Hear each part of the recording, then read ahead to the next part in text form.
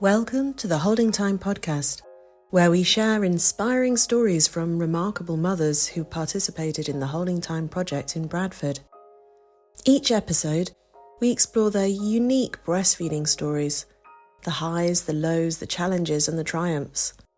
Whether you're expecting, a new parent, or simply curious, we invite you to hear from these resilient warrior women as they share their experiences. Find out more at holdingtime.org. You had your baby in Bradford. Did you have your baby in Bradford Infirmary or? One in Leeds and then one in Saltaire because I had a home birth with her. Yeah, oh, okay. Yeah. It was the BRI, so it was the home birth team of the BRI. And then did you have any dealings with the infant feeding team at Bradford? I did, yeah. So we were brought in for her newborn checks, and then someone said, "Oh, I think the baby might have a tongue tie." And I was like, me too. I also suspected. So then, yeah, we got an appointment with Ria's team. And then, yeah, she had a tongue tie, but she didn't need it snipped. It was really posterior. And she said, "I don't want to make too much scar tissue. I'd rather just leave it." So we left it and we kind of did different positions and that worked, and she just grew out of it. And so how old are your children?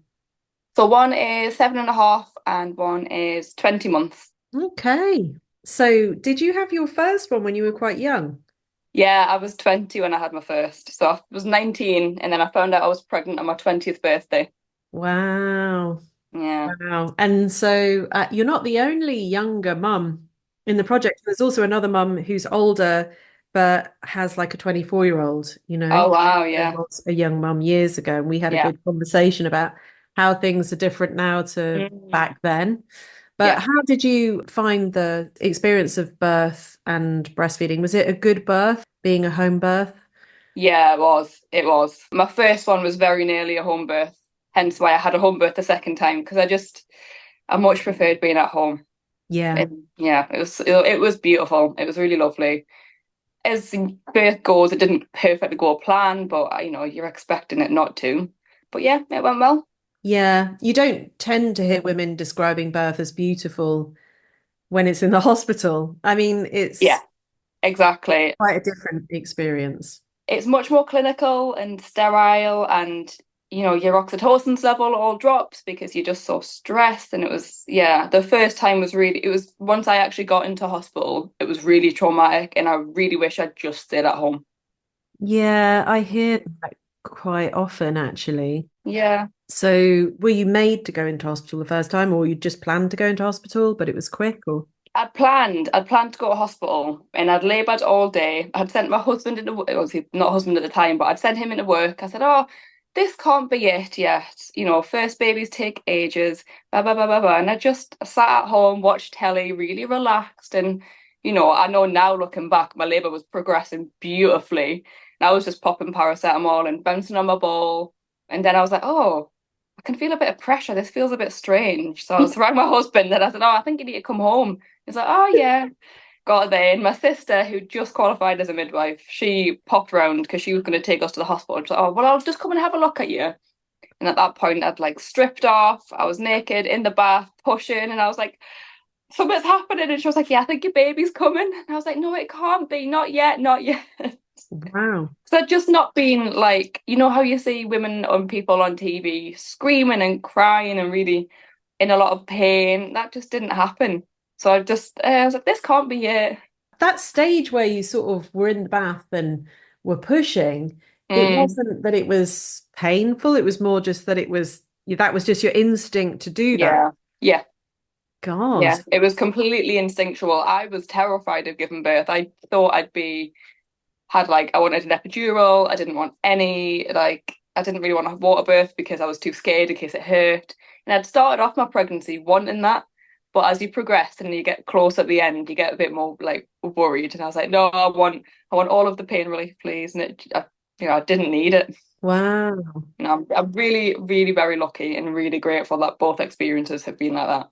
The first time you did go into hospital to give birth, or did you give birth at home with your sister? No, yeah, I did. My sister, she was like, "I'm not risking my license. I've just qualified. We need to go." So she just put me in the car. she wrapped my bottom half essentially in bin bags because she was like, your waters are going to go because they're not gone yet. And then, yeah, we rushed to the hospital, and then my waters went in the lift on the way up to the maternity ward. Right. Waters went, and I was like, oh. And then when I got there, because I was young and because it was my first baby, the woman on the desk was like, oh, you can't be in labour. And at that point, I was like an animal noises pushing, and I couldn't speak, I couldn't do anything. And she passed me this pot and she said, oh, can I have a urine sample? And I was like, no. And she's like, no, we need one. And I was like, I physically can't. So she made me go into the toilet, and I refused to close the door because obviously I was convinced this baby was about to come out, which he was. I was hovering, trying to have a wee, and obviously just pushing every time I was trying. It was just making more contractions. So I was like, I just crawled out and I was just shaking my head. I was like, it's not happening. And really, luckily, a senior older midwife came running down the hall. She grabbed me and she was like, are you pushing? And I was like, yes. That's all I could do was just nod my head. And she was like, okay. Took me to maternity assessment, had a quick peek, and she was like, yeah, the head's there. And then rushed me off to another room. And then he was born, I don't even know, like under half an hour later. And I Yeah. was pushing them off me. They were trying to strap me up because obviously no one had heard his heartbeat. No one had been monitoring anything. And I was just like, get off me, don't touch me. And then he came out. Yeah, I had a So similar birth to that, and it's quite really, unusual because I was 40. So mm, I kind of met with the same sort of prejudice in a way. They were like, it's your first baby. This is going to take ages. They stuck me in a room yeah, with like someone who'd been qualified 2 weeks and had never yeah, done a baby in their life. I had been doing all this hypnobirthing, and I don't know if that was part of it or maybe, just I was like very relaxed or but yeah, I went into labor at 2 in the morning and I kind of like cruised through till 6 yeah, and then got in a taxi to the hospital because I had a planned hospital birth. And when I got to the hospital, I was like, I really am going to have a baby pretty soon. yeah, I yeah. was at that Like this point baby is coming. you're describing where you can't speak because the contractions are coming so quickly. Yeah, They were like, well, did you bring proof of your waters breaking? And I said, no. Well, as much as I could. And they were yeah. like, well, then we can't really give you a room. So they put me into triage and I was sitting on this tall bed. It was so uncomfortable. Oh They sat no. me there. They kind of caged me there for about 2 hours. And eventually this really nice midwife sort of started to help me because I was like leaning and walking and thinking, God, Yeah. I'm basically gonna give birth on a very hard floor. Oh, And then they said, okay, we've got a room, but they obviously didn't have a midwife. I think that was the problem. So there's they no gave me the person room, free. and this nice midwife came in that had been helping me, and I had like 45 minutes with her where she helped me breathe and stuff, and she just built a Yeah. nest on the floor for me, Oh, and they were messing around with me, and I think that my baby was there 45 minutes later. yeah, exactly. It was just really fast. So are you still breastfeeding your youngest? Yeah, that's nice. So you'll be able to Yeah. do the photography shoot. Yeah, that would be lovely. I'd really like that. Yeah. Yeah, I don't think she's got any plans to stop anytime soon. So So how did breastfeeding go with your first baby? awful at first. It was just horrific. I was really determined to breastfeed. So I just knew I'd just power through it no matter what. And then I remember being on the postnatal ward and ringing, like they tell you to do. You have to ring every time, that you latch them on to make sure that everything's fine. And I just was getting tutted at and huffed at. And then in the end, no one was coming to check my latch. And then I was like, it's hurting. I don't think he's getting anything. And then he was getting really bad jaundice. He was really sleepy. And I was getting worried, but nobody would come to check me. And then I just got sent home, even though I couldn't walk. My birth had been beautiful, but afterwards it really hit me. I couldn't walk. I could barely stand up. I'd had a postpartum hemorrhage, but only under a litre. So not a lot, but enough to kind of make you feel dizzy. And then they just sent me home with this baby. No one had really seen him feed properly. They all said, oh, he's fine, he's fine. And then I went home and I was just scared. I was terrified. And then he got a little bit jaundice. And again, every midwife was coming out. I was like, can you look at my latch? I'm in lots of pain. I said, oh no, everything's fine. Your latch was fine. Didn't try offering any advice, didn't try adjusting anything, didn't. It was just, well, you're choosing to do this. So, you can always offer a bottle. give yourself a break, you know.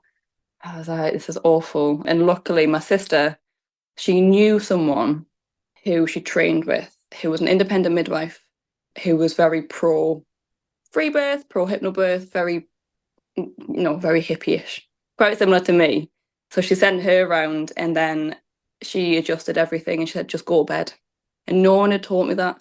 She said, just go, make a nest, get comfortable, and just look after you and baby. And I was like, oh, that makes so much sense. And then I did that. And then it didn't get easier for a while because I think he had a tongue tie, same as this one, because it was the exact same pain, exact same struggles we had. But nobody listened and nobody assessed. Nobody referred me anywhere. Nobody was interested. Wow. Yeah, and I was going to a group because there was no home visits then. So I had to go out to the groups and it was quite close to my house, luckily. Realistically, it was run by a health visitor, so surely she should have referred me on some way. But I know this now looking back, but I just powered through and it was really rough. What year was your son born? 2017. Oh, so why was there no home visits? The health visitor come round, but my health visitor again wasn't particularly useful, and I don't think there was any breastfeeding support service that I had access to that I knew of. I just knew of the group. Yeah, so really you're talking about before the setup really of the services they've got now. Exactly. Oh, it's interesting. So you got Yeah. to experience it much more recently. Was Yeah. it different? Yes, but yes and no. But because of where we lived at the time, was I under the care trust? And they called, but I think at that point it was quite late. I think at that point I'd already been seen by Ria. So I said, oh, no, this is happening, but we've already been assessed. So actually, I don't need you to come round. But they would have done if I'd have needed. But we'd already been seen. And I think me knowing more that time, and I'd just trained as a doula with Bradford doulas, I just knew who to talk to. So I had Yeah. contacts.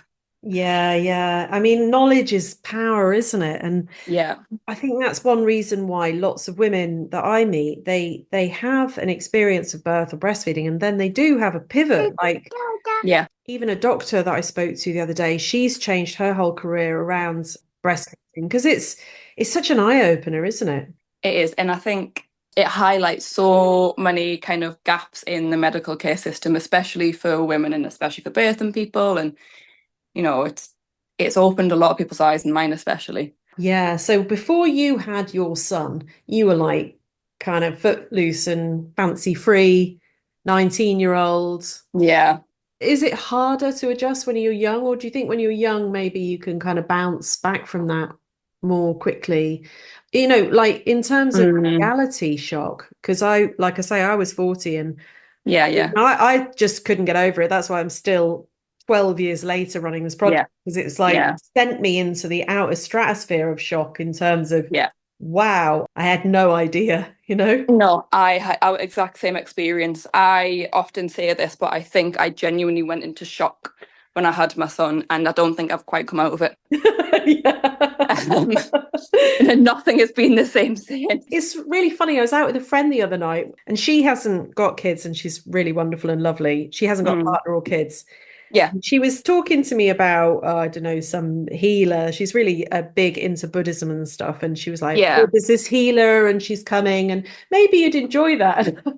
I sort of sat there and I thought, yeah, that's the kind of thing I would have done before I became a mother. And then I sort of thought, how do I explain this to her that yeah, what I went through was like the ultimate reset, you know? yeah, yeah, I don't know, I had to dig so deep to find the strength to get through it that yeah.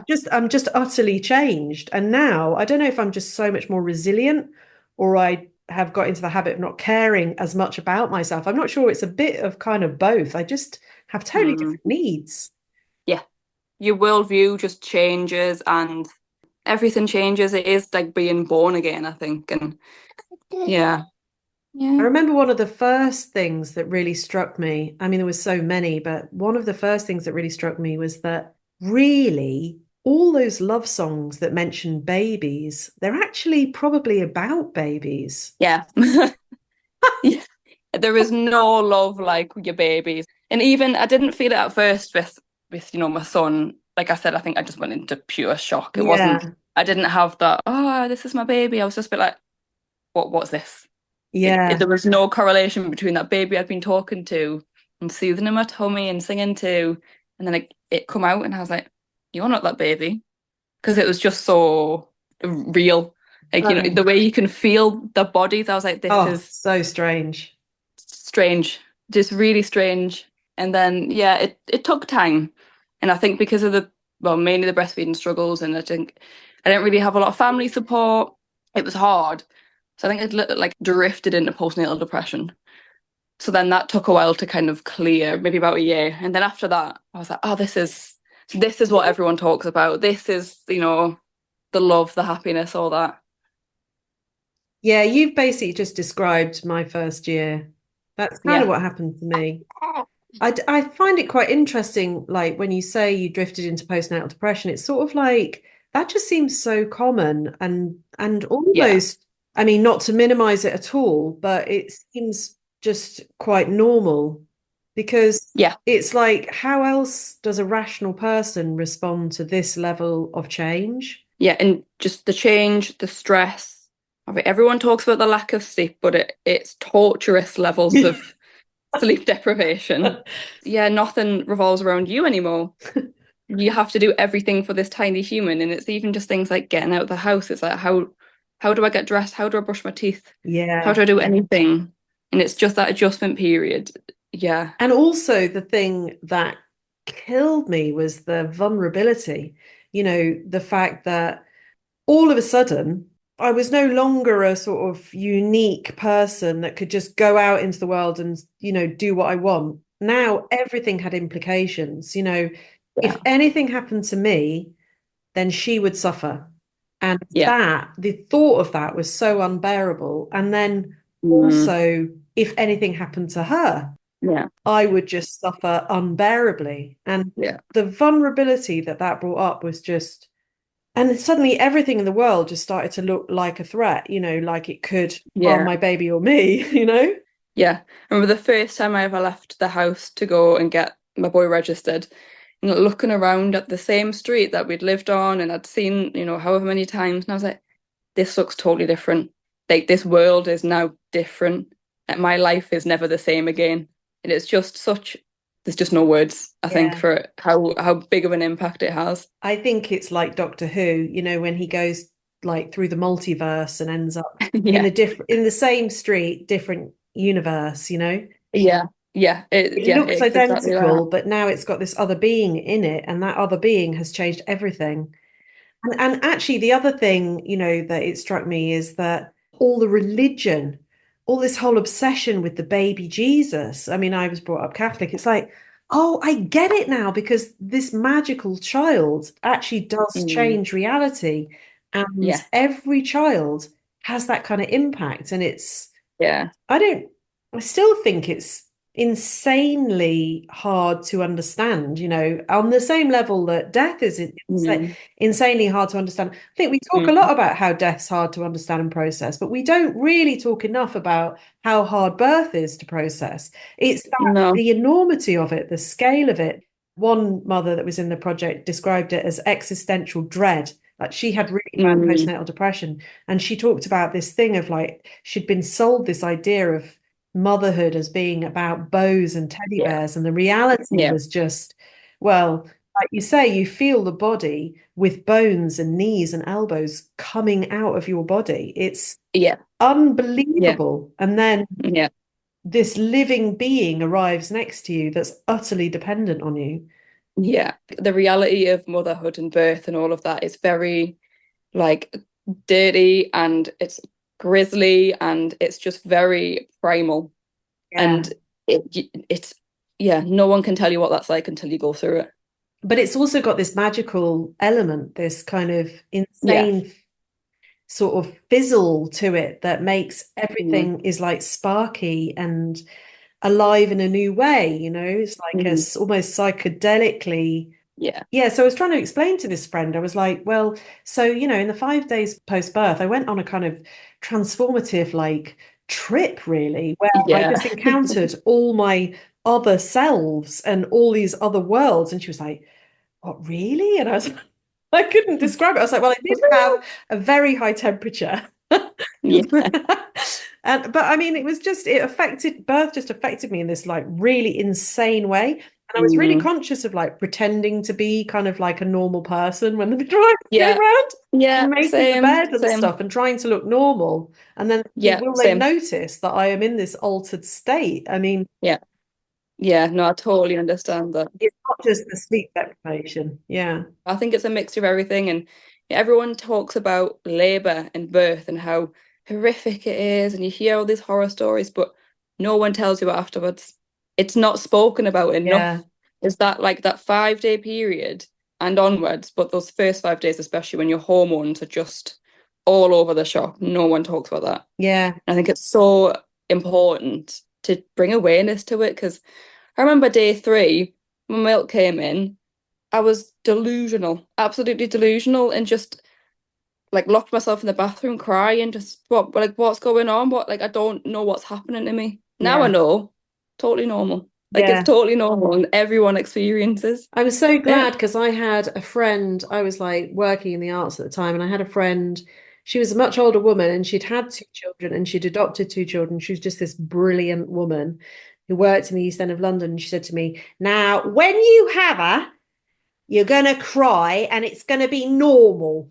And Oh, she set me up for that. She's like, on day 3, you're gonna oh, sob like nothing else. I mean, I didn't just sob, I was like writing poetry and I was but I also had like this woolly hacks. I had this temperature and these enormous boobs. And I was just like, oh my God, I'm like an ape woman. I'm like a yeah, weird primer. What's yeah. happening to me? You turn absolutely feral, and even like the way that you smell, Yeah. like it's just the worst smell in the world, and it's just the most primal, instinctual smell. Well, it's the smell of the afterbirth, isn't it? I mean, it's like when you sniff a baby's head, they have a certain scent, and I always thought that was a really Mm. lovely scent. Now what I know is it's the smell of afterbirth combined with the smell of soap. It's like that is actually the smell of the inside of you. That's the Yeah, amniotic yeah, fluid that your baby was yeah, in, which it has been soaking in for all that time.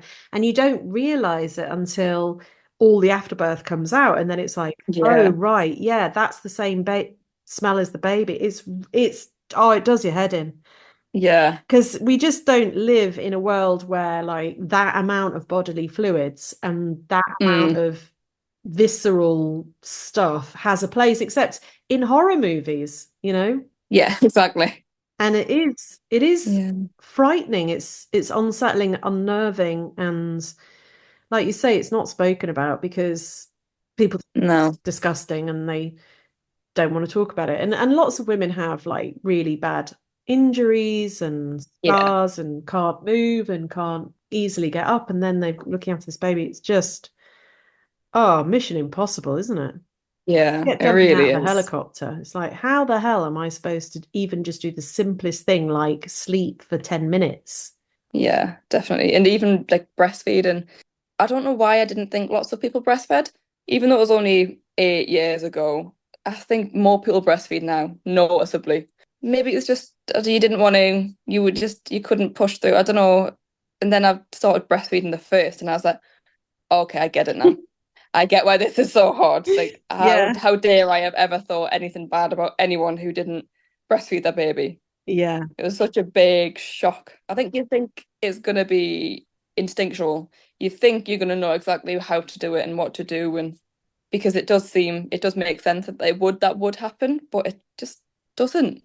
It's hard. I don't think there's anything much about giving birth and the early days of breastfeeding that's easy. I don't think there's much about it that's easy. I mean, it is Nothing. natural, Yeah, but it isn't easy. And I think that's another way that we're missold because, yeah, and that is one accusation you could lay at the feet of the sort of natural birth movement is that sometimes there is a way of talking about birth that suggests that it's going to be easy for everyone. And yeah. It's not. For me, I wish I'd known in advance, properly known in advance. So what normal infant feeding looks like, cluster feeding, the lack of sleep, like proper position and attachment. I really wish I'd known that before, but I just went into it blind. I think I'd done one antenatal class that was just very, breastfeeding's the best thing you can do for your baby. It's natural. It's so easy. And I was like, oh yeah, this will be fine. I mean, who's But there was delivering no, that? That's just, oh, it's so untrue, isn't it? I mean, it was very, yeah. And looking back now, I was like, wow, you lied. maybe it was just a very economic use of the truth. So they used words like it's natural and then allowed you to think that means it's easy. Exactly. Yeah. So And I wish I'd been given those nitty gritty truths. Just being like, this is what to expect. Don't get a shock. This is normal. thank you for listening to the Holding Time podcast. We're grateful to everyone involved in this project, including our partners and funders, Bradford District Care Trust and Arts Council England and Better Place Bradford, and all the incredible mothers and families who made it all possible. For more information, visit holdingtime.org. The link is in the episode description. Please like, follow, or subscribe so you don't miss future episodes. And consider sharing this podcast to help raise awareness and support for breastfeeding.